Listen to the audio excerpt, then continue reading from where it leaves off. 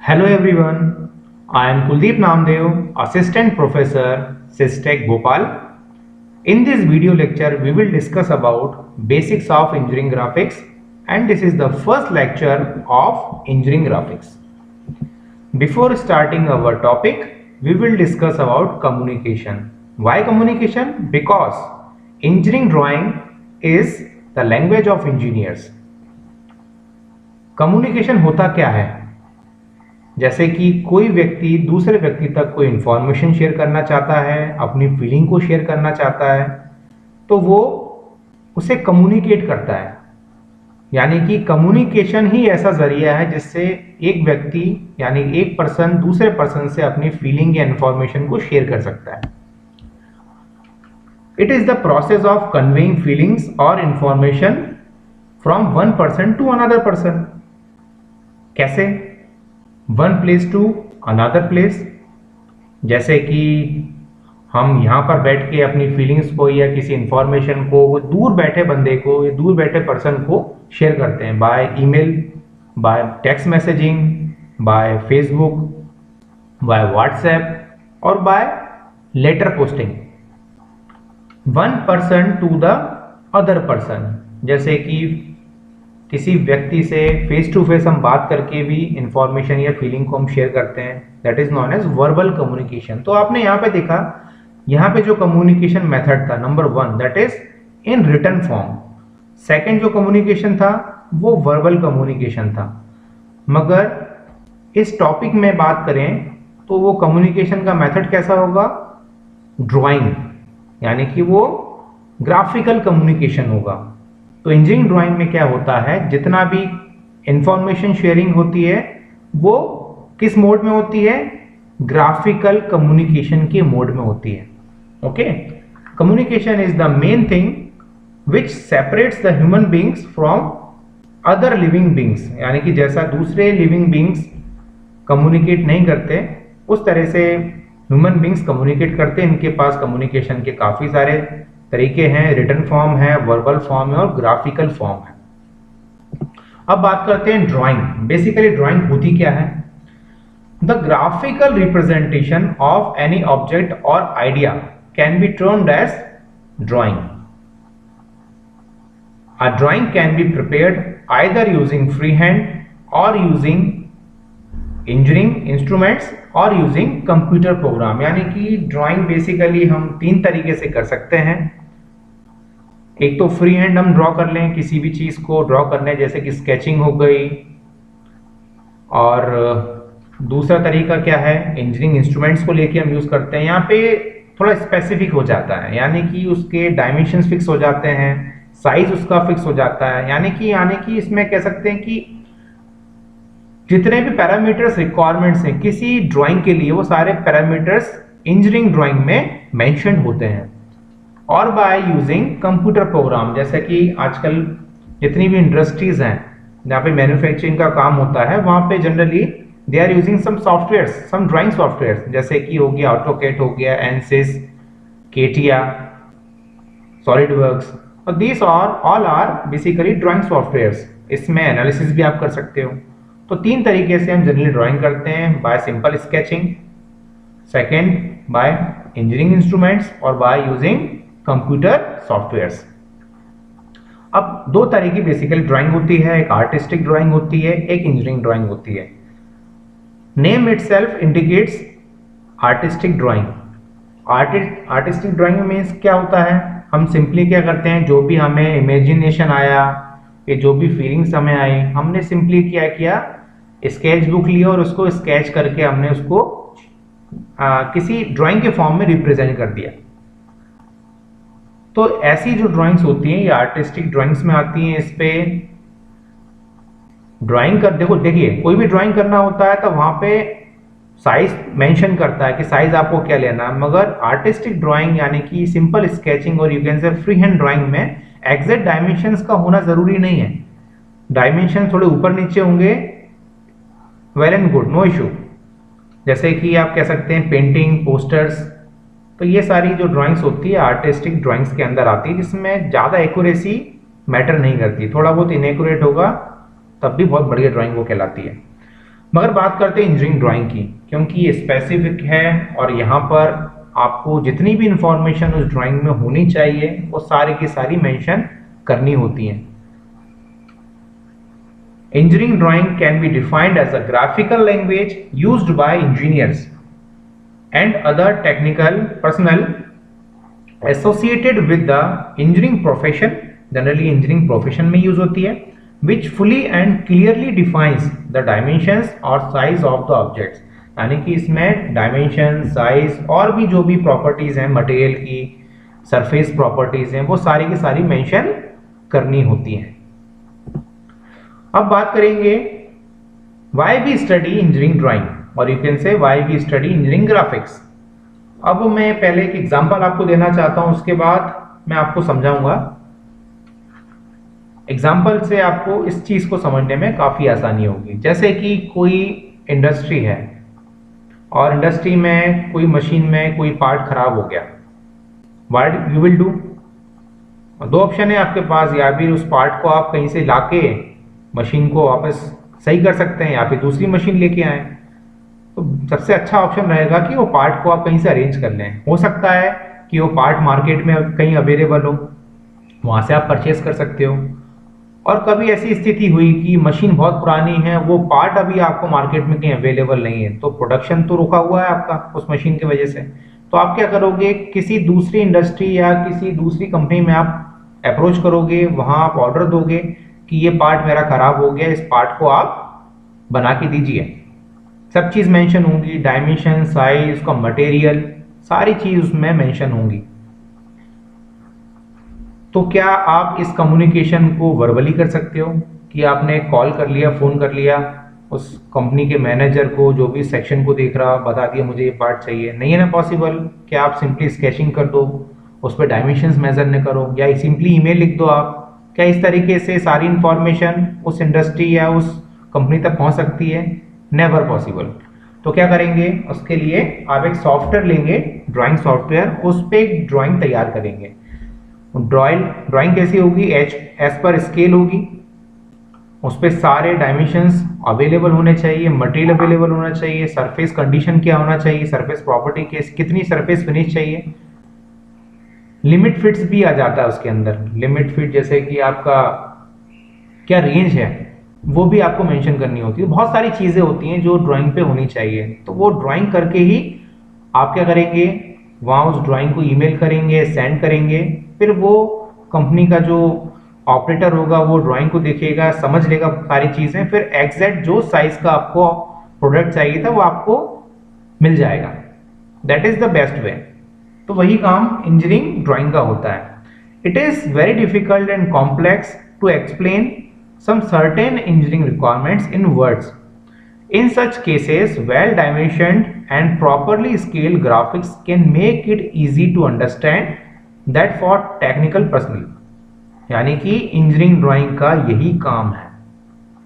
जितनी भी चीज़ें फैब्रिकेट होती हैं, मैन्युफैक्चर होती हैं, इवन आपका लैपटॉप ले लीजिए, मोबाइल फ़ोन ले लीजिए, इवन आपका पेन ले लीजिए, ये सारी की सारी चीज़ें पहले किसी सॉफ्टवेयर पे तैयार होती हैं, उसके बाद ही इसकी मैन्युफैक्चरिंग होती है। अब बात करते हैं इसके एप्लीकेशंस के इंजीनियरिंग ड्राइंग के। जैसे कि मैंने आपको बताया, for manufacturing of machines, automobile में छोटे छोटे गियर्स हो गए, पिस्टन हो गया, या किसी कार का फ्रेम हो गया, इवन है साइड ग्लास भी हो गया। तो सारे जितने भी पार्ट्स हैं सबको पहले किसी न किसी सॉफ्टवेयर पे हम ड्रॉ करते हैं, तैयार करते हैं, उसके बाद ही उसका मैन्युफैक्चरिंग होता है। कंस्ट्रक्शन के लिए जैसे आर्किटेक्चर होता है, वो भी इसी इंजीनियरिंग ड्राइंग को यूज़ करता है बिल्डिंग को कंस्ट्रक्शन के लिए, पहले बनाने के लिए। Roads, bridges, dams, electrical and telecommunication structure जैसे कि ट्रसेस हो गए, बड़े बड़े टावर्स होते हैं जिसपे पावर सप्लाई होता है, तो उन सब का पहले ड्राइंग होती है, उसका एनालिसिस भी आप कर सकते हो। For manufacturing of electrical appliances like TV, phone, computer, जितनी भी चीज़ें आप फिजिकल देख रहे हो जो मैन्युफैक्चर्ड हुई है, सारे को सारे में इंजीनियरिंग ड्राइंग का यूज है। अब बात करते हैं ड्राइंग स्टैंडर्ड्स।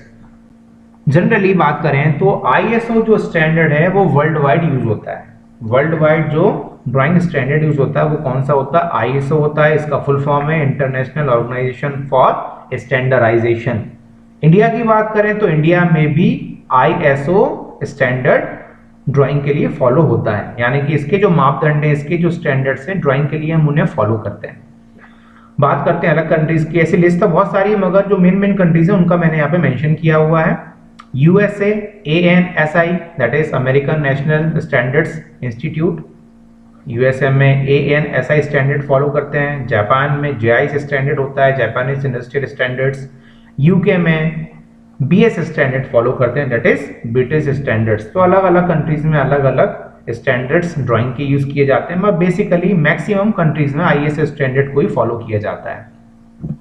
अब बात करते हैं ड्राइंग स्केल्स की, ये बहुत ज्यादा इंपॉर्टेंट है। इस स्लाइड को आप बहुत अच्छे से फोकस करके सुनिएगा। जितनी भी चीजें हैं इसमें बहुत इंपॉर्टेंट है। स्केलिंग क्या होता है, स्केलिंग हमें जरूरत क्यों पड़ती है, क्योंकि सारी की सारी ड्राइंग्स को हम as per actual size sheet पे ड्रॉ नहीं कर सकते। कुछ साइज ऐसी हो सकती है जिसको हम एक्चुअल साइज लेके शीट पे ड्रॉ कर सकते हैं, कुछ साइज ऐसी हो सकती है जो बहुत ज़्यादा छोटी है, उसको शीट पे ड्रॉ करना आसान नहीं है या इम्पॉसिबल नहीं है। और कुछ ड्राइंग्स ऐसी हैं, ये कुछ साइजेस या ऑब्जेक्ट्स ऐसे हैं जो बहुत बड़े हैं शीट से, तो शीट पे एक्चुअल साइज पे लेके मैं ड्रॉ नहीं कर सकता। तो वहाँ पे रोल आता है स्केल का, स्केलिंग का। तो हम पहले समझते हैं स्केलिंग क्या होती है। पहला स्केल होता है फुल साइज स्केल। क्या होता है? Full size scale. इसको एक्चुअल साइज स्केल भी हम बोलते हैं। और इसमें जो स्केल लिखने का जो स्टैंडर्ड फॉर्म है दैट इज 1:1। 1:1 हम लिखते हैं जब ये फुल साइज स्केल होता है, ये एक्चुअल साइज स्केल होता है। वैसे ये रेशियो कहाँ से आता है? ये जो रेशियोज आप तीनों केस में दिख रहे हैं, ये रेशियो आता है RF से। RF होता है रिप्रेजेंटेटिव फ्रैक्शन, और रिप्रेजेंटेटिव फ्रैक्शन निकालने का एक सिंपल सा एक फॉर्मूला होता है। जो डायमेंशंस हम शीट पर ले रहे हैं, यानी कि ड्राइंग करने के लिए शीट पर हम जो डायमेंशंस लेने वाले हैं, divided by actual dimensions of that object. इस रेशियो से हम क्या निकालते हैं? RF निकालते हैं, वही आपका स्केल हो जाता है। तो 1:1 स्केल में क्या हो गया? जब न्यूमरेटर डिनोमिनेटर दोनों सेम होगा, यानी कि दोनों साइज के आपस में बराबर है। मैंने क्या बताया था आपको? न्यूमरेटर में क्या होगा?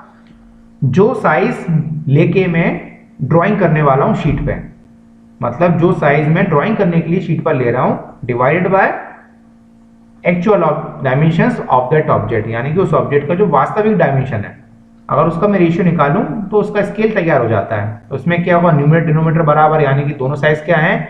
जो ड्रॉ करने के लिए साइज में ले रहा हूं वो भी सेम है। किसके सेम है? जो इसका एक्चुअल साइज है, यानी कि क्या हो गया? ये 1:1 हो गया। तो उसे कहेंगे फुल साइज स्केल, यानी कि फॉर एग्जांपल ऐसा साइज जिसको मैं एग्जैक्ट डायमेंशंस लेके शीट पे रिप्रेजेंट कर सकूं या ड्रॉ कर सकूं, तो वो सारी की सारी ड्राइंग हम फुल साइज स्केल पे करते हैं, जिसे बोलते हैं 1:1 स्केल। क्या होता है इसका RF क्या होता है? 1:1 होता है। अब दूसरा स्केल होता है एनलार्जमेंट स्केल, इसको एनलार्जिंग स्केल भी कहते हैं। अब स्केल की जरूरत क्यों पड़ी? जैसे कि मानिए आप रिस्ट वॉच है, हाथ की घड़ी है, और आपने कभी इसको ओपन किया होगा तो आपने देखा होगा बहुत छोटे छोटे गियर्स होते हैं, इसमें बहुत छोटे छोटे पार्ट्स होते हैं। अगर मैं कहूँ कि एक्चुअल साइज पे उसको ड्रॉ कर दो आप शीट पे, तो क्या आपके लिए पॉसिबल होगा? क्या टफ होगा? और ये कह सकते हैं कि इम्पॉसिबल भी हो सकता है, ये पार्ट बहुत ज़्यादा छोटा हुआ तो क्या करोगे? शीट पे ड्रॉ नहीं करोगे उसको? करेंगे। कैसे करेंगे? उस साइज को बढ़ा के। तो वहाँ पे एनलार्जिंग स्केल हम यूज़ करेंगे, यानी कि उस साइज को हम एनलार्ज कर देंगे, यानी कि उस साइज को बड़ा कर देंगे। बड़ा करने के बाद उसको शीट के फॉर्म पे ले आएंगे ताकि वो आसानी से ड्रॉ करने में आसानी हो, उसको रीड करना आसान हो, और उस साइज पे लाके हम ड्रॉ कर देंगे। फॉर एग्जांपल मान के चलिए 1 mm साइज है। कितना है? 1 mm साइज है, और 1 mm को मैं शीट पर ड्रॉ करना चाहता हूँ 50 mm के बराबर। तो क्या हो गया? मैंने फॉर्मूला बताया था अभी आपको, जो ड्राइंग में रखना है वो क्या हो जाएगा? x हो जाएगा, यहाँ पे न्यूमरेटर में आएगा हमेशा। तो यहाँ कितना हो गया? ये हो गया 50, और यहाँ क्या हो गया? एक्चुअल डायमेंशन क्या था उसका? 1 mm था। mm से mm कैंसिल हो गया, तो क्या बचा यहाँ पे? 50/1 बचा। ये एग्जाम्पल दे रहा हूँ मैं आपको, 50/1 बचा। 50/1 क्या हो गया? इस ड्राइंग के लिए स्केल हो गया, या कह सकते हैं इस ड्राइंग का RF हो गया।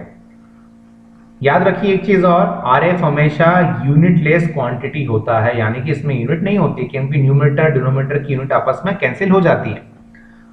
अब देखिए यहाँ पे 50:1 जो होगा वो इसका स्केल होगा। इसमें क्या होगा, हमेशा न्यूमरेटर डिनोमिनेटर से ज़्यादा रहेगा।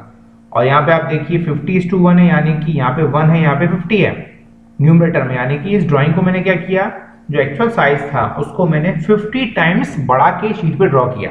इसका मतलब ये होगा 50:1 का मतलब क्या हुआ, जो साइज था मैंने उसको 50 टाइम्स इंक्रीज किया और शीट पे उस साइज को लेके मैंने ड्रॉ किया। आई थिंक अब आपको समझ में आ गया होगा। अब बात करते हैं तीसरा स्केल, इसे कहते हैं रिडक्शन स्केल और इसे रिड्यूसिंग स्केल भी आप बोल सकते हैं। अब रिड्यूसिंग स्केल में क्या होता है, रिड्यूसिंग स्केल कब यूज करते हैं हम, जब ऐसे ऑब्जेक्ट्स या ऐसे साइजेस जो शीट से बड़े हैं और हमें उनको शीट पे ड्रॉ करना है, तो हम क्या करेंगे, उसके साइज को रिड्यूस करेंगे और इतना साइज ले आएंगे कि शीट पे उसको आसानी से ड्रॉ कर सकें और हम इसे ड्रॉ कर लेंगे। जैसे कि फॉर एग्जांपल आप मान के चलिए यहाँ पे 1000 सेंटीमीटर है, कितना एक्चुअल साइज 1000 सेंटीमीटर है, कितना है 1000 सेंटीमीटर, और उसको शीट पे हम ले रहे हैं 10 सेंटीमीटर से, तो कितना हो गया, न्यूमरेटर में कितना रखोगे, न्यूमरेटर में क्या करोगे आप, रखोगे यहाँ पे उसकी वैल्यू, कितनी हो जाएगी इसकी वैल्यू, जो ड्राइंग करने पे ले रहा है। अब ड्राइंग करने पे कितना ले रहा है, 1000 ही ले रहा है, कितना ले रहा है 10 सेंटीमीटर। मैंने कहा ना अभी आपको 1000 सेंटीमीटर कोई साइज है, उसको मैं शीट पे ले रहा हूँ 10 सेंटीमीटर। तो फॉर्मूला क्या होता है आरएफ का, न्यूमरेटर में क्या वैल्यू अपन रखेंगे, जो साइज में ड्राइंग पे ले रहा हूँ या ड्राइंग शीट पे, तो ये हो जाएगा 10 सेंटीमीटर। तो ये क्या नीचे क्या आ जाएगा, एस की जगह एक्चुअल साइज हो जाएगा इसका, एक्चुअल साइज कितना था 1000 सेंटीमीटर। अब मैं यूनिट कैंसिल करूंगा, इसको सॉल्व करूंगा, आई विल गेट 100, कितना आ जाएगा, I will get 100x the value of x, यानी कि इसकी वैल्यू हो जाएगी 1/100। तो मैंने क्या किया, उस साइज को 100 टाइम्स शॉर्ट किया और फिर मैंने उसको शीट पे ड्रॉ किया। इस आरएफ या इस स्केल का मतलब यही होगा। तो इसमें हमेशा क्या होगा, डिनोमिनेटर की वैल्यू क्या होगी, ज्यादा होगी न्यूमरेटर में से। तो आप याद रखिएगा, इस रेशियो से भी आप पहचान सकते हैं ये कौन से साइज का स्केल है। अगर दोनों वैल्यू बराबर हैं तो फुल साइज स्केल होगा, न्यूमरेटर अगर बड़ा होगा डिनोमिनेटर से तो हमेशा वो एनलार्जिंग स्केल होगा, और अगर डिनोमिनेटर बड़ा होगा न्यूमरेटर से तब हमेशा वो रिड्यूसिंग स्केल होगा। आई थिंक अब आपको अच्छे समझ में आ गया होगा। अब बात करते हैं नेक्स्ट स्लाइड में। ये सारे के सारे ड्राइंग इंस्ट्रूमेंट्स हैं, और ये ड्राइंग इंस्ट्रूमेंट्स जब आप ड्राइंग करेंगे शीट पे तब आपको इन सारे इंस्ट्रूमेंट्स की जरूरत लगेगी। कुछ इंस्ट्रूमेंट इसमें ऐसे भी जिनकी आपको आवश्यकता नहीं होगी, फिर भी सारे इंस्ट्रूमेंट्स के बारे में आपको पता होना चाहिए, इसलिए सारे के सारे इंस्ट्रूमेंट्स मैंने यहाँ पे इंक्लूड किए हैं। आप चाहें तो इनको नोट डाउन कर सकते हैं वीडियो पॉज करके। अब इन सारे इंस्ट्रूमेंट्स को 1 बाय 1 आगे पढ़ते हैं। पहला इंस्ट्रूमेंट है ड्राइंग बोर्ड। अब ड्राइंग बोर्ड सबसे ज्यादा इंपॉर्टेंट है, क्योंकि जब भी आपको शीट लगानी होगी, अटैच करनी होगी, तो उसके लिए बेस चाहिए होगा। तो बेस के लिए वहां पे होगा ड्राइंग बोर्ड, जो व्हाइट कलर से आपको दिख रहा है, ये पूरा ड्राइंग बोर्ड है। ये तो पूरी ड्राइंग टेबल ही है। जैसे कि इंजीनियरिंग ड्राइंग में हम लोग ईडी हॉल जो होता है वहां पे ड्राइंग बोर्ड्स होते हैं, और यहाँ पे ड्राइंग टेबल भी होती है, यानी पूरा का अरेंजमेंट होता है। ड्राइंग बोर्ड्स अलग अलग साइजेस में अवेलेबल हैं। मैं 2 साइज की बात करूंगा। A2 साइज के लिए 700 बाय 500 बाय 15 mm ये साइज लेते हैं in terms of length, width and thickness. Generally draw हम करते हैं A2 साइज पे ही। जनरली बच्चों को हम यही बोलते हैं कि A2 साइज की शीट लेके आए, क्योंकि जो सबमिशन होता है फाइनल ईडी का फोल्डर जो सबमिशन होता है, तो ईडी का फोल्डर होता है वो A2 साइज का आता है, इसलिए उसमें A2 साइज की शीट ही लगाई जाती है। इसलिए जनरली हम बोलते हैं कि A2 साइज की शीट ही आप यूज करें। स्केच बुक में A3 साइज आता है, वो आप बैग में इजीली आप कैरी कर सकते हो। इसका साइज होता है, उस टेबल का साइज होता है 500 बाय 350 बाय 15। ठीक है, तो अलग अलग साइज के बोर्ड्स आते हैं, आप कोई सा भी प्रेफर कर सकते हैं। ऐसा नहीं है कि अगर आप स्केच बुक A3 साइज कर रहे हैं इस ड्राइंग बोर्ड का यूज नहीं कर सकते हैं। ठीक है, एडहेसिव टिप्स आपको लगाने होंगे और 2 क्लैम्प्स आप करके आप इसको यूज कर सकते हैं। तो ड्राइंग बोर्ड होना बहुत जरूरी है। अब बात करते हैं टी स्क्वायर की। तो टी स्क्वायर एक ऐसा इंस्ट्रूमेंट है जो ड्राइंग के लिए यूज होता था, आजकल यूज भी होता है, मगर हम लोग आजकल यूज नहीं करते क्योंकि इसको रिप्लेस कर दिया मिनी ड्राफ्टर ने। तो मिनी ड्राफ्टर इसकी जगह हम यूज कर सकते हैं और यूज करते ही हैं, क्योंकि उसके ज्यादा एडवांटेजेस होते हैं टी स्क्वायर के कंपैरिजन में। अब टी स्क्वायर इसका नाम क्यों दिया, क्योंकि जो अल्फाबेट टी होता है उस शेप का ये टी स्क्वायर होता है, ये इंस्ट्रूमेंट होता है, इसलिए इसका नाम टी स्क्वायर रखा गया। और why we use T square for constructing straight line. जब भी हमें स्ट्रेट लाइन ड्रॉ करनी है या कोई लाइन ऑलरेडी अवेलेबल है हमारे पास, उसके पैरेलल कोई स्ट्रेट लाइन ड्रॉ करनी है, तो we will use T square. और टी स्क्वायर से हम कोई वर्टिकल लाइन और इंक्लाइन लाइन भी ड्रॉ कर सकते हैं किसी स्पेसिफिक एंगल पे, बशर्ते उसके लिए हमें सेट स्क्वायर चाहिए। तो सेट स्क्वायर यहाँ पे रखेंगे। ये ब्लेड जो दिख रही है आपको, एज अ बेस हम यूज कर सकते हैं इसको, और इस पे सेट स्क्वायर रख के हम अलग अलग एंगल्स भी ड्रॉ कर सकते हैं, एंगल की लाइंस भी ड्रॉ कर सकते हैं और वर्टिकल लाइंस भी हम ड्रॉ कर सकते हैं। बेसिकली इसको आपको परचेज नहीं करना है, क्योंकि इसकी जगह हम परचेज करेंगे मिनी ड्राफ्टर, जो नेक्स्ट स्लाइड में आपको बताऊंगा। तो आप यहाँ पे देख पा रहे हैं कि this is a mini drafter. इस ड्राइंग बोर्ड एंड शीट यहाँ पे अटैच कर दिया मैंने। Okay, you can see. अब this instrument is known as mini drafter. Generally आपने सिविल इंजीनियर के पास इस इंस्ट्रूमेंट को जरूर देखा होगा। इसका यूज क्या है? इससे आप वर्टिकल, हॉरिजॉन्टल और इंक्लाइन लाइन ड्रॉ कर सकते हैं। कैसी भी लाइन हो, वर्टिकल हो, हॉरिजॉन्टल, इंक्लाइंड हो, उसके पैरेलल कोई लाइन किसी भी वर्क स्पेस पे ड्राइंग शीट पर ड्रॉ करना है, आप इजीली ड्रॉ करेंगे, बिल्कुल एग्जैक्ट उसके लाइन पैरेलल हम ड्रॉ कर सकते हैं। एंगल के लिए भी प्रोटेक्टर यहाँ पे अवेलेबल है। यहाँ पे प्रोटेक्टर का मार्किंग बना होता है, तो किसी स्पेसिफिक एंगल पे भी आप डायरेक्टली लाइन को ड्रॉ कर सकते हैं। This is the basic use of mini drafter. तो ये तो बहुत इंपॉर्टेंट है, इसको तो आपको परचेज करना ही है। अगर ये अवेलेबल नहीं है तो आप रोलर स्केल भी आप यूज कर सकते हैं, वो थोड़ा चीपर रहेगा आपके लिए। ये थोड़ा कॉस्टली वो होता है, 450-500 के आसपास ये मिनी ड्राफ्टर अवेलेबल होता है आपको मार्केट में। मगर मिनी ड्राफ्टर ज्यादा बेहतर है रोलर स्केल के कंपैरिजन में। अब बात करते हैं ड्राइंग शीट के। तो ड्राइंग शीट आप देख सकते हैं यहाँ पे 9 वैरायटीज हैं ड्राइंग शीट की। A0 से लेकर A8 तक, मैंने यहाँ पे A7 तक यहाँ पे साइजेस यहाँ पे mm में मेंशन किए हैं। एक चीज और याद रखिएगा, by default all dimensions are in mm in drawing. Okay, तो जब भी डायमेंशंस दिए हों तो वहाँ पे बाय डिफॉल्ट मान के चलिएगा mm ही है, वो बार बार mm लिखने की आपको जरूरत नहीं है शीट पर। You can see here full size जो शीट आपको नजर आ रही है उसका साइज क्या है, 841 बाय 1189 mm, और this size sheet is known as A0 size, और you can say A0 size. तो ये साइज जो होता है that is A0 size, A0 size अपन इसे कहते हैं। इसका साइज मैंने आपको बता दिया है। और इस शीट का मैं हाफ कर दूं, यानी कि इस शीट को 2 हिस्सों में डिवाइड कर दूं, तो जो शीट का रिमेनिंग पार्ट होगा दैट इज A1 साइज, तो उसे कहेंगे A1 size. You can see there 841 यहाँ पर भी है, इसका मैंने क्या कर दिया, जस्ट हाफ कर दिया।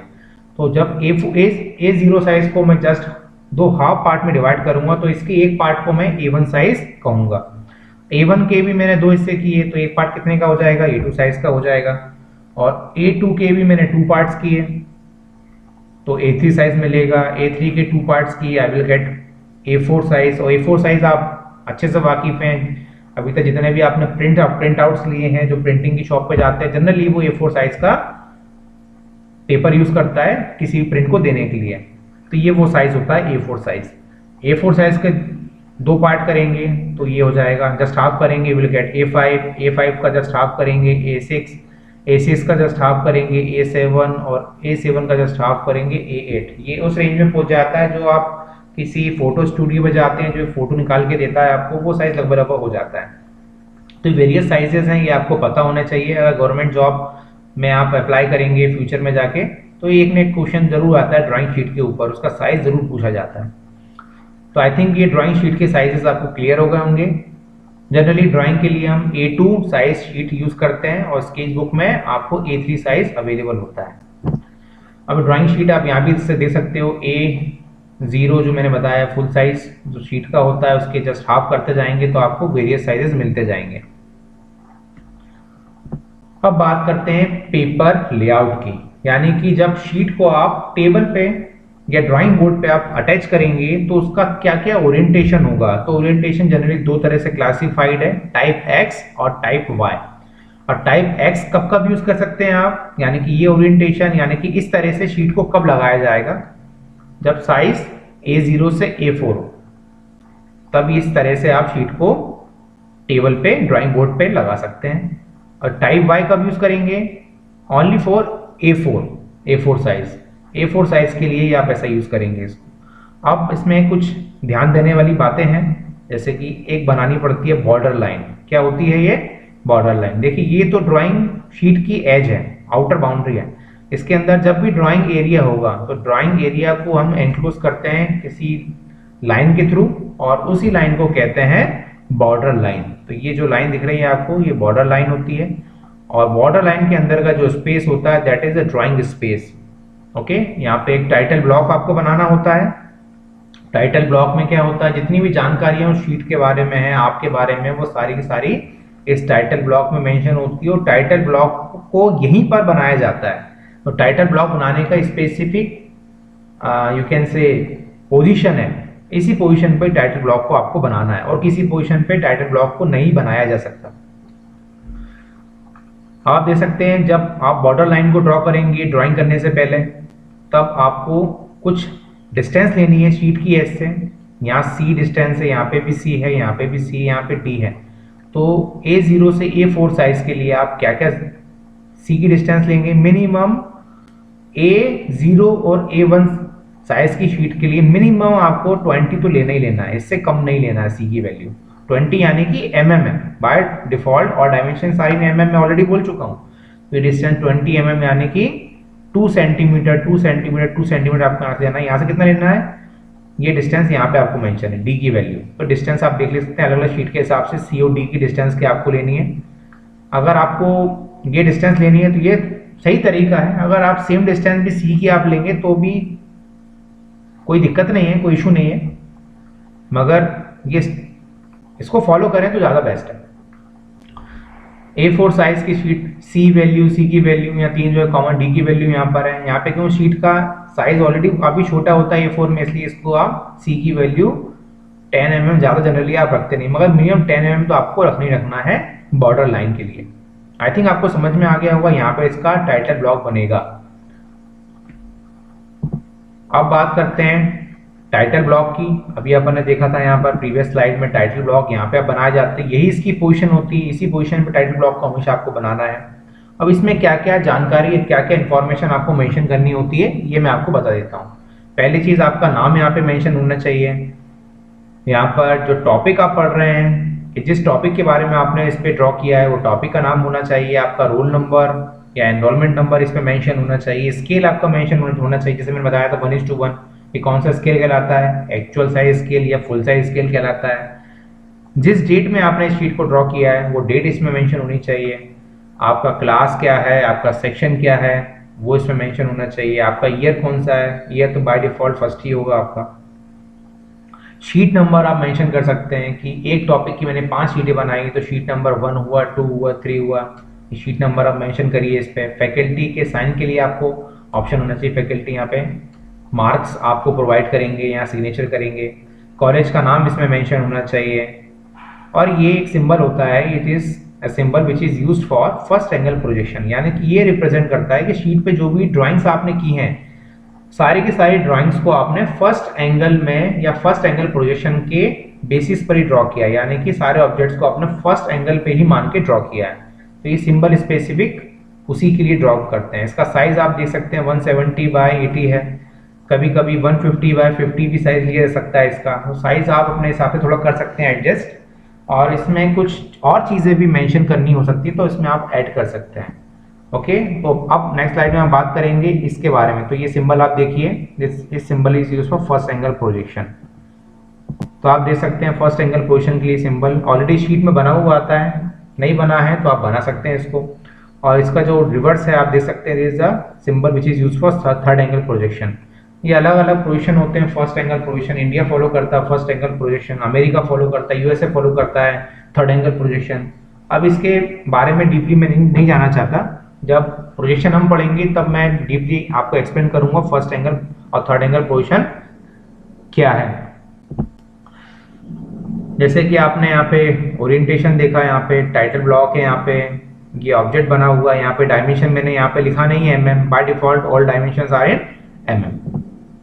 अब बात करते हैं ड्राइंग पेंसिल की। तो अभी तक आपने जो भी पेंसिल्स यूज की होगी वो जनरली HB पेंसिल यूज की होगी, मगर आपको पता होना चाहिए टोटल 18 ग्रेड्स हैं पेंसिल्स के। तो 18 तरह की पेंसिल जनरली यूज होती है, मगर ड्राइंग की बात करें तो ड्राइंग में 2 या 3 पेंसिल का ज्यादा इंपॉर्टेंस है। स्केचिंग की बात करें, वहाँ पे सारी पेंसिल का यूज़ आता है। जब कोई स्केचिंग होती है, फ्री हैंड स्केचिंग होती है, जैसे मैंने बताया आर्टिस्टिक ड्राइंग होती है, वहाँ पे लगभग सब पेंसिल का यूज़ आ जाता है। मगर इंजीनियरिंग ड्राइंग की बात करें, 2 से 3 पेंसिल ज़्यादा इंपॉर्टेंट, जैसे कि एच हो गया, एच बी हो गया, 2H हो गया, ये 3 पेंसिल का ज़्यादा इंपॉर्टेंस है। बाकी ज़्यादा पेंसिल अपन ड्राइंग में यूज़ नहीं कर सकते। कह सकते हैं वो ड्राइंग, इंजीनियरिंग ड्राइंग की पेंसिल्स नहीं है, यह आप कह सकते हो। जैसे कि आप देख सकते हो यहाँ पे HB, 6B, 5B, 4B, 3B, 2B, ये B ग्रेड है। B ग्रेड में क्या होता है, 7B जो ग्रेड है वो सबसे डार्क होता है, वो बिल्कुल डार्क होता है और बिल्कुल सॉफ्ट होती है। यानी कि 7B की ग्रेड पेंसिल जो होती है बिल्कुल सॉफ्ट होती है, बहुत ज़्यादा डार्क होती है। ठीक है, और जैसे जैसे इस ग्रेड में नीचे की तरफ आप आते जाओगे, वैसे वैसे इसकी डार्कनेस क्या होती जाएगी, कम होती जाएगी, और इसकी सॉफ्टनेस भी कम होती जाएगी। यानी कि पेंसिल हार्ड होती जाएगी और इसकी डार्कनेस या ब्लैकनेस भी थोड़ी कम होती जाएगी। जो मीडियम ग्रेड होता है, जो आपने जनरली पेंसिल अभी तक यूज़ की है, जो बच्चे यूज़ करते हैं प्राइमरी क्लासेस में, वो HB ग्रेड की पेंसिल होती है। अब दूसरा क्लासिफिकेशन आ जाता है H में। H और HB में ज़्यादा अंतर नहीं, थोड़ा सा माइनर सा अंतर है। H, 2H, 3H, जैसे H ग्रेड में आप बढ़ते जाओगे पेंसिल की हार्डनेस बढ़ती जाएगी और उसकी डार्कनेस भी कम होती जाएगी। यानी कि अगर इस ग्रेड में बढ़ते क्रम में आप जाएंगे तो आप देखेंगे पेंसिल से आप यूज़ करेंगे तो वो आपको इंप्रेशन कम देगी शीट पे, यानी कि वो डार्क कम चलेगी पेंसिल, क्योंकि वो उसका ग्रेड क्या होता जा रहा है, हार्ड होता जा रहा है। तो 9H की सबसे हार्ड होती है, 7B की सबसे सॉफ्ट पेंसिल होती है। सबसे ज़्यादा डार्क इंप्रेशन कौन सी देगी, 7B देगी, और सबसे लाइट इंप्रेशन कौन सा देगी, 9H पेंसिल देगी। ओके, तो आप देख सकते हैं यहाँ पे 18 टाइप्स की पेंसिल्स है, ये जनरली यूज होती है। मगर अपन को कौन कौन सी पेंसिल यूज करनी है, 2H, 3H, H या HB, ये 3 या 4 पेंसिल जनरली आप यूज करते हैं। देख सकते हैं, आप नोट डाउन करना चाहें तो वीडियो को पॉज करके आप नोट डाउन कर सकते हैं किन किन चीज के लिए कौन कौन से ग्रेड की पेंसिल्स आप यूज करते हैं, या लेड जो होता है पेंसिल का किस ग्रेड का होता है, तो आप इसको नोट डाउन कर सकते हैं। इसको मैंने एक टेबल के फॉर्म में भी मैंने बना दिया है ताकि इसको समझने में आपको आसानी हो। तो इसको भी आप देख सकते हैं, hardest 9H, softest 7B, medium hard जो होता है F, और फिल्म जो होता है लगभग HB के बराबर ही होती है पेंसिल। अब बात करते हैं कॉम्पास के बारे में। तो कॉम्पास से आप ऑलरेडी वाकिफ हैं। कॉम्पास जनरली किसी आर्क को ड्रॉ करना है, अगर कोई सर्कल को ड्रॉ करना है तो वहाँ पे हम कॉम्पास का यूज़ करते हैं। डिवाइडर जनरली आप ज्योमेट्री बॉक्स में देखे होंगे, मगर कई स्टूडेंट को शायद आज तक नहीं पता होगा डिवाइडर का यूज़ क्या था। तो मैं बताना चाहूँगा, डिवाइडर का यूज़ हम कर सकते हैं, किसी भी लाइन सेगमेंट को हम बराबर पार्ट में डिवाइड कर सकते हैं बाय यूजिंग दिस डिवाइडर, या किसी डायमेंशन को हम मेजर करने के लिए इसको यूज़ कर सकते हैं। कैसे कर सकते हैं, क्योंकि देखिए इस पर कोई ग्रेजुएशन या मार्किंग तो बनी नहीं है, यानी कि ये इनडायरेक्ट मेजरिंग इंस्ट्रूमेंट है, यानी कि डायरेक्ट मेजरिंग इंस्ट्रूमेंट के लिए बना नहीं है। जैसे कि रूल होता है, आपका स्केल होता है, तो उसमें क्या होते हैं, डिविजन्स बने होते हैं, तो वो किस लिए होता है, डायरेक्ट मेजरिंग के लिए होता है। तो इस पर कोई मार्किंग बनी नहीं है, यानी कि इनडायरेक्ट मेजरिंग इंस्ट्रूमेंट है।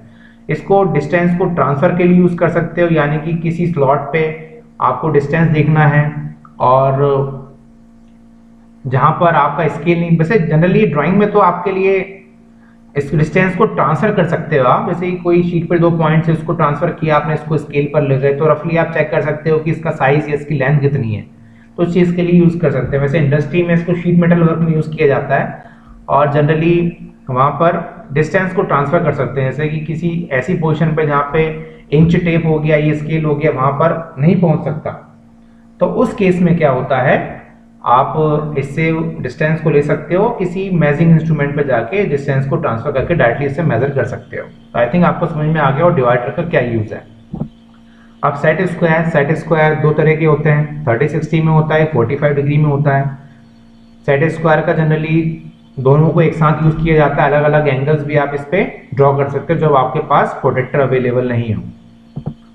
प्रोटेक्टर ऑलरेडी आपको पता है 0 से लेकर 180 डिग्री तक इसमें यूज कर सकते हो। 360 वाला भी प्रोटेक्टर अवेलेबल होता है, तो जनरली 180 डिग्री तक का प्रोटेक्टर सफिशिएंट होता है इंजीनियरिंग ड्राइंग के लिए। नेक्स्ट इंस्ट्रूमेंट है फ्रेंच कर्व। तो फ्रेंच कर्व ये जो आपको ये इंस्ट्रूमेंट दिखाई दे रहा है, this is a French curve. इसमें काफ़ी सारे कर्व्स होते हैं, क्योंकि ड्राइंग्स में जनरली इलिप्स होता है, पैराबोला, हाइपरबोला, इस तरह के कर्व्स अगर हमें ड्रॉ करने होते हैं तो ये आप किसी कॉम्पास से ड्रॉ नहीं कर सकते, है ना। तो उस केस में आप क्या कर सकते हो, या फिर फ्री हैंड आप उस सारे पॉइंट्स को आप ज्वाइन करें, या फिर फ्रेंच कर्व वहाँ पे यूज करें। तो उस कंडीशन में इलिप्स, पैराबोला, हाइपरबोला, इस तरह के कर्व्स को पहले क्या करते हैं, कुछ पॉइंट्स वहाँ मार्क करते हैं, उन पॉइंट्स को आपस में ज्वाइन करने के लिए वहाँ पे फ्रेंच कर्व यूज करते हैं। इससे स्मूथ कर्व आपको मिल जाता है, जैसा कि आपको सर्कल में मिलता है जब आप किसी सर्कल को कॉम्पास को लेकर कंस्ट्रक्ट करते हैं। अब बात करते हैं लाइंस की। जब भी आप इंजीनियरिंग ड्राइंग पढ़ेंगे तो कुछ अलग अलग तरह की लाइंस आपको ड्रॉ करनी होती है, तो उसके बारे में थोड़ी इन्फॉर्मेशन मैं आपको दे देता हूँ। बाकी बहुत सारी लाइंस और हैं जो मैं क्लास में जब आपको पढ़ाऊंगा, या क्लास में जब डिस्कशन होगा, जब मैं उसके बारे में डीपली आपसे डिस्कशन करूंगा। मगर फिर भी बेसिक जो लाइंस हैं, कुछ कुछ लाइन जो इंपॉर्टेंट बहुत ज़्यादा यूज होती हैं, उनके बारे में आप यहाँ देख सकते हैं। और दिस इज अ लाइन, थोड़ी थिक होती है और डार्क होती है। कैसी होती है? थिक, यानी कि थोड़ी मोटी होती है, और ये डार्क होती है। इस लाइन को कब यूज करते हैं और इस लाइन को क्या कहते हैं? This line is known as visible line, और you can say object line, यानी कि कोई ऑब्जेक्ट हुआ, उसकी ऐसी एजेस जो आपको विजिबल है। और कह सकते हैं बाउंड्री में जो लाइंस आप ड्रॉ करते हैं उसको हमेशा इसी लाइन से ड्रॉ करते हैं, विजिबल लाइन या ऑब्जेक्ट लाइन। कैसी होती है लाइन? ये थिक होती है, और इंप्रेशन कैसा होता है इसका? डार्क इंप्रेशन होता है, to indicate all visible outlines और बाउंड्री ऑफ एन ऑब्जेक्ट। दूसरी लाइन होती है वो हिडन लाइन होती है, जिसे डैश लाइन भी कहा जाता है। You can see this line is light and thin, यानी कि लाइन थिन होगी, मतलब पतली होगी, और ये लाइट होगी। इसमें इस तरह से इस लाइन को ड्रॉ किया जाता है। इसमें साइज आप दे सकते हैं, एस जो वैल्यू होगी 1 से 2 mm के आसपास आप ले सकते हैं। और ये जो लेंथ है, ये जो लाइन आपने ड्रॉ की है 2 से 4 mm ले सकते हैं। अगर यहाँ 1 mm ले रहे हैं तो यहाँ 2 mm ले सकते हैं यहाँ पे बी की वैल्यू, और अगर ये 2 mm ले रहे हैं तो ये 4 mm के आसपास आप ले सकते हैं। तो ये लाइन जनरली वहाँ यूज होगी जब कोई एजेस ऑब्जेक्ट की हो मगर वो आपको विजिबल ना हो, यानी कि ऐसी ऑब्जेक्ट की एजेस जो ऑब्जेक्ट की है मगर आपको उस व्यू से, यानी कि जिस पोजीशन से आप उस ऑब्जेक्ट को देख रहे हो, उस पोजीशन से आपको वो एजेस ऑब्जेक्ट की नजर नहीं आ रही हो, विजिबल नहीं है, तो उन एजेस को रिप्रेजेंट करने के लिए ड्राइंग में आप हिडन या डैश लाइन का यूज करते हैं। Okay, to represent hidden edge of an object.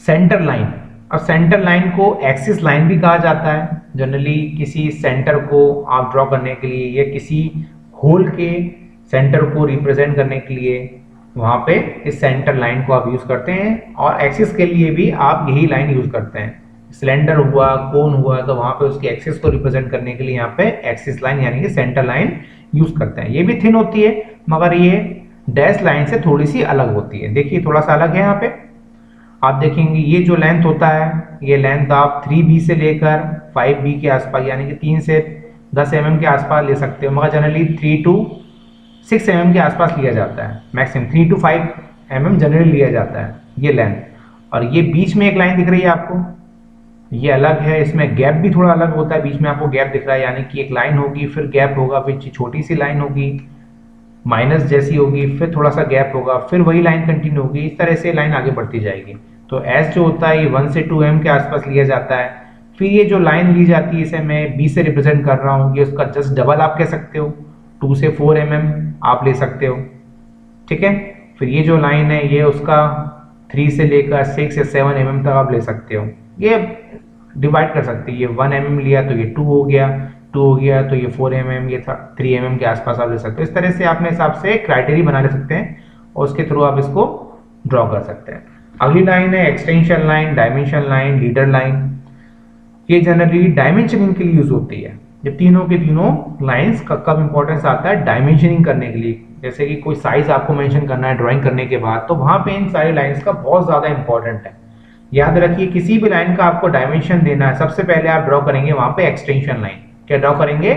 Extension line. Extension line को इस तरह से आप समझ सकते हैं कि मैं एक बाउंड्री बना दे रहा हूँ कि मुझे यहाँ से यहाँ तक के लेंथ को डायमेंशन देना है, तो ये कह सकते हैं बाउंड्री हो गई एक्सटेंशन लाइन। तो पहले एक्सटेंशन लाइन बनाएंगे, फिर डायमेंशन करेंगे। मतलब एक्सटेंशन लाइन के बीच में जो लाइन होगी वो डायमेंशन लाइन कहलाएगी। और याद रखिए जहां पर भी डायमेंशन लाइन एक्सटेंशन लाइन आपस में इंटरसेक्ट होगी वहां पे हमेशा आपको क्या ड्रॉ करना है, एक एरो ड्रॉ करना है। और लीडर भी आप ड्रॉ करते हैं कोई स्पेसिफिक डायमेंशन को या किसी पैरामीटर को रिप्रेजेंट करने के लिए। तो यहाँ पर एक्सटेंशन, डायमेंशन और लीडर लाइन का इंपॉर्टेंस है। अब बात करते हैं हैशिंग लाइन। ये हैशिंग लाइन थिन होती है और हैशिंग एरिया आप बनाते हैं वहाँ पे ये हैशिंग लाइंस हैं।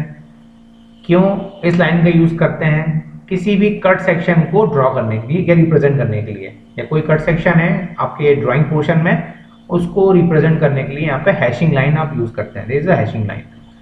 कटिंग प्लेन लाइन, तो कटिंग प्लेन लाइन हो गया, ये आई से कटिंग प्लेन लाइन हो गया। ये दोनों को कब यूज करते हैं हम?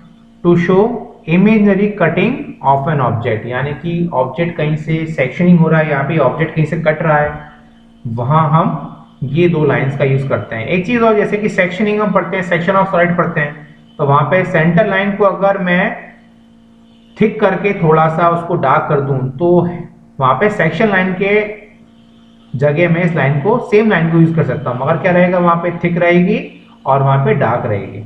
तो वहां पे सेक्शन लाइन के लिए मैं इस सेम तरह की लाइन को मैं यूज कर सकता हूं। अब ब्रेक लाइंस होती हैं, जैसे ही कोई ऑब्जेक्ट बड़ा है उसको मुझे शीट पे नहीं शो करना है ना, मुझे किसी स्पेसिफिक पोर्शन को शो करना है मगर वो पार्ट काफी बड़ा है, तो वहां पे मैं क्या करूंगा, ब्रेक लाइन यूज करूंगा।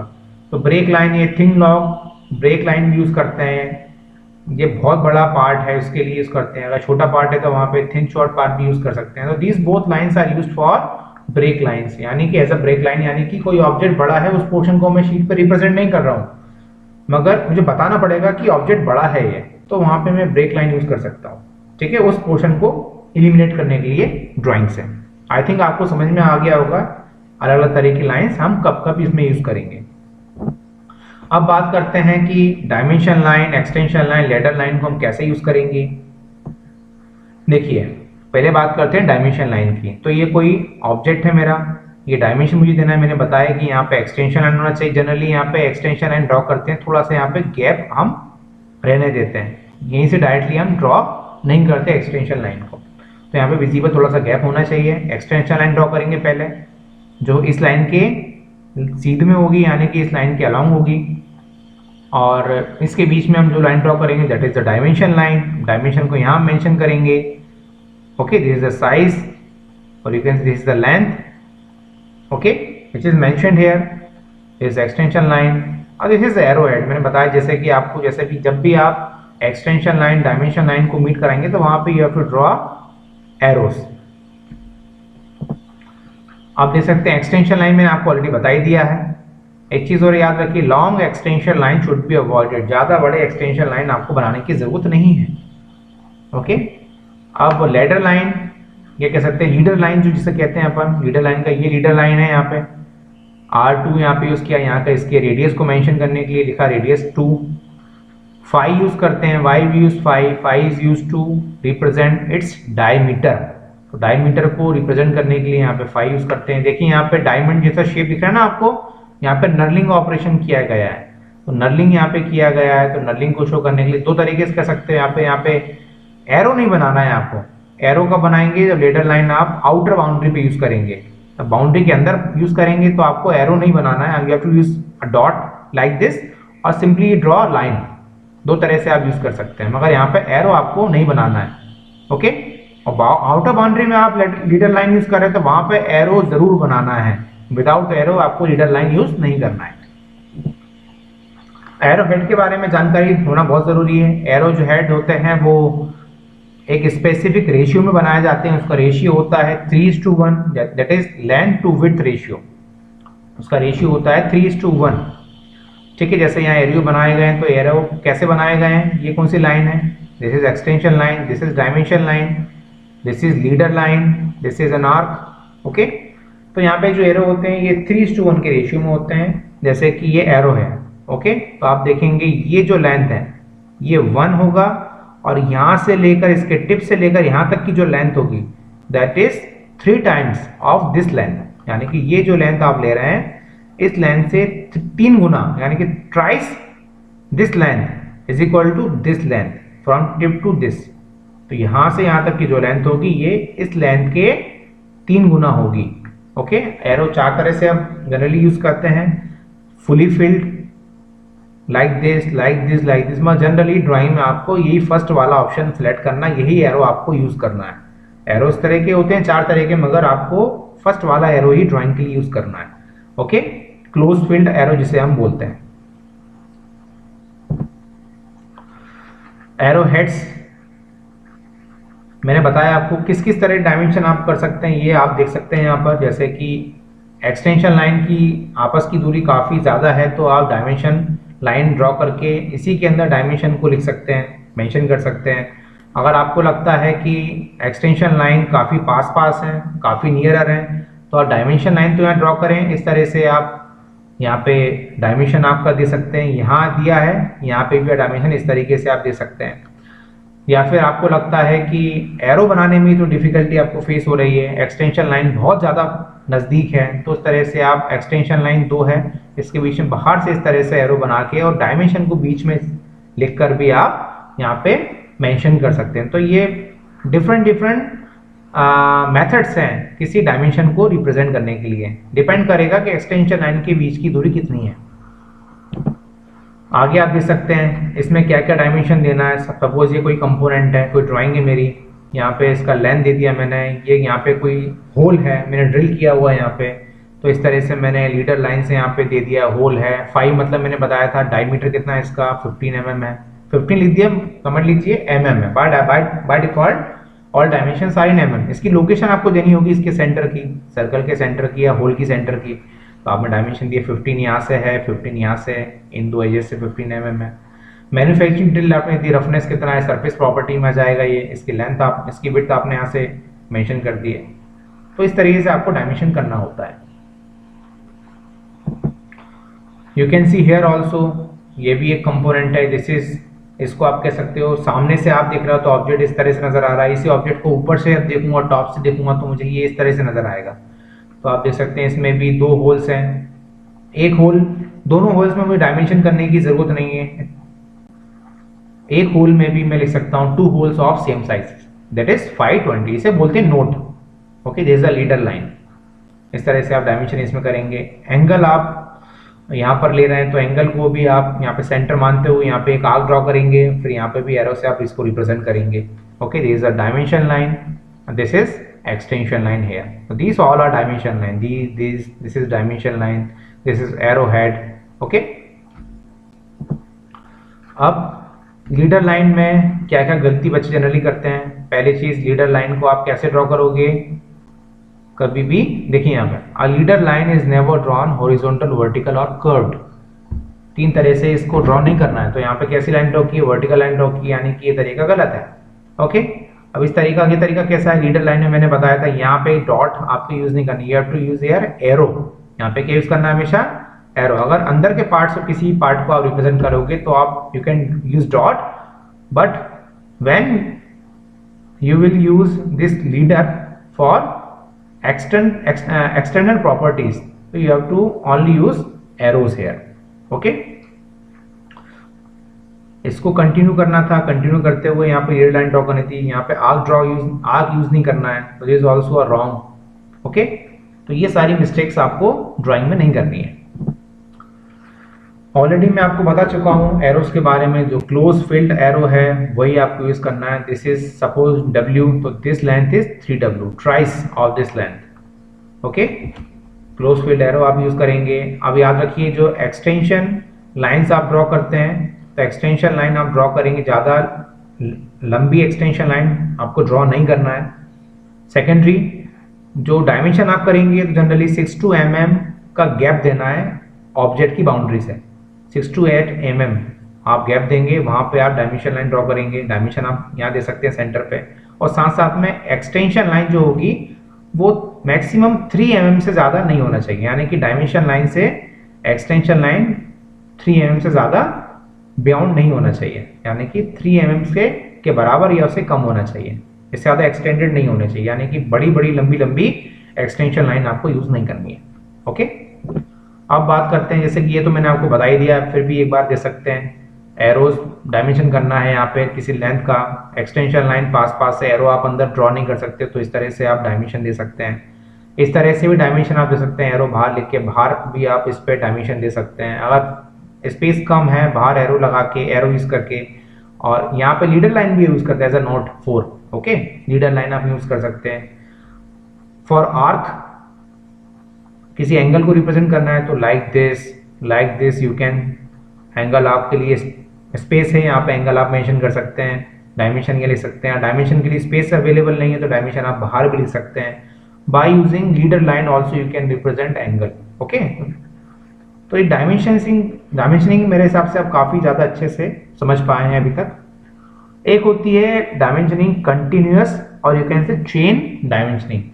इसमें क्या होता है, जो ऑब्जेक्ट होता है इसका डायमेंशन जब हम देते हैं, इसमें जितनी भी डायमेंशन लाइन होती है एक ही लाइन में हम यूज़ करते हैं। देखिए जितनी भी डायमेंशन लाइन है कैसी यूज़ की हमने, एक ही लाइन में यूज़ की है। ये तो टोटल लेंथ है इसलिए हमने इसको अलग से रिप्रेजेंट किया है।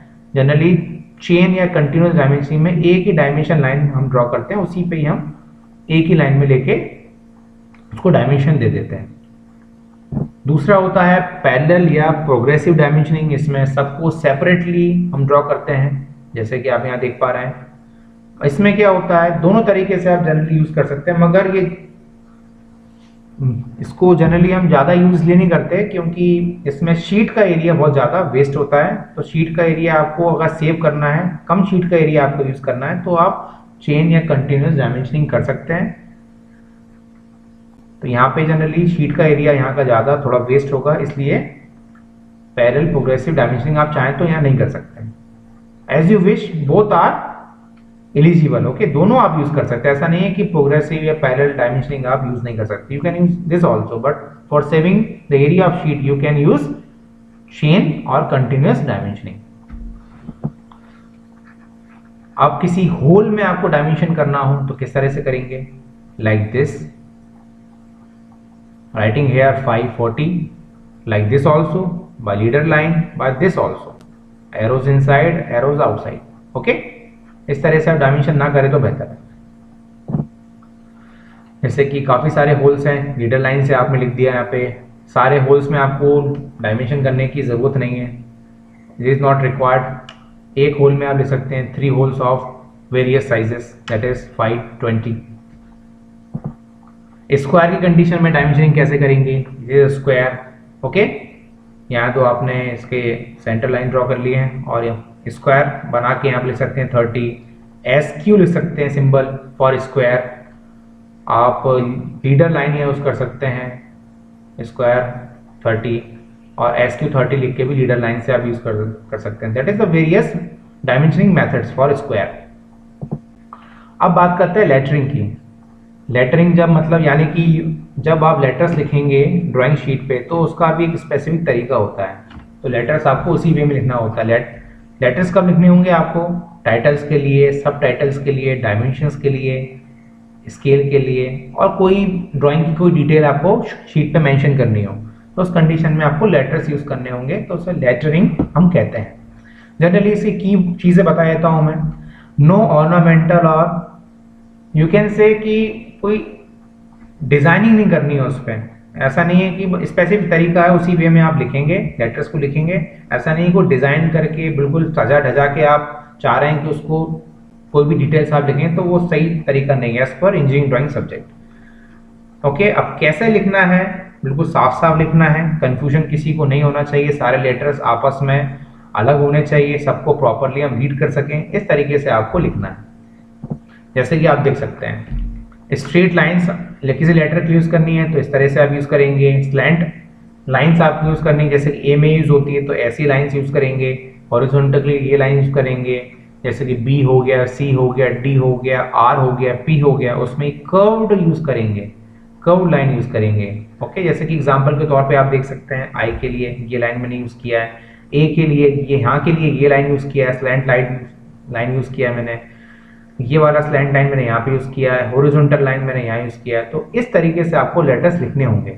बी के लिए ये लाइन जो है स्ट्रेट लाइन मैंने यहाँ लिया, हॉरिजॉन्टल लाइन मैंने लिया यहाँ पर, एक यहाँ पर, एक यहाँ पर, फिर यहाँ पे ये जो कर्व है लाइन मैंने एक यहाँ पे यूज़ किया, एक कर्व लाइन मैंने यहाँ पे यूज़ किया। तो इस तरह सारे लेटर्स को आपको लिखने होंगे जब भी कोई भी एक्स्ट्रा चीज़ें यानी कि साइज, कोई डायमेंशन, जो भी चीज़ आप ड्राइंग से रिलेटेड रिप्रेजेंट करना चाह रहे हैं शीट पर, इस तरह से ही आप उसको रिप्रेजेंट करेंगे। और इसमें एक चीज़ थोड़ा सा और याद रखेंगे कि जब भी आपको कोई भी चीज़ या कोई भी स्टेटमेंट लिखना हो या कोई भी चीज़ इसमें लिखना हो ड्राइंग शीट पर, तो आप इसमें जो गैप देंगे वो गैप सारे वर्ड्स के बीच में होना चाहिए। इतना गैप होना चाहिए कि उसमें ओ वर्ड, या कह सकते हैं वर्ड तो नहीं कहेंगे, लेटर, सॉरी, ओ लेटर आ जाए। तो ओ लेटर के बराबर इसमें आपको गैप देना है। ये नहीं बोल रहा हूं कि आपको ओ लिखना है, उतना स्पेस आपको छोड़ना है इन दोनों के बीच में, दोनों वर्ड्स के बीच में, जितने में ओ आराम से आ जाए। और बाकी भी लेटरिंग की और तरीके हैं, और भी चीज़ें हैं, इसमें मैं इंक्लूड नहीं करना चाह रहा हूँ। जो नेक्स्ट क्लासेस होंगी उसमें लेटर्स के बारे में और अच्छे से आपको डीपली बताऊंगा। अब ये वीडियो आपको कैसा लगा प्लीज़ बताइए कमेंट बॉक्स में।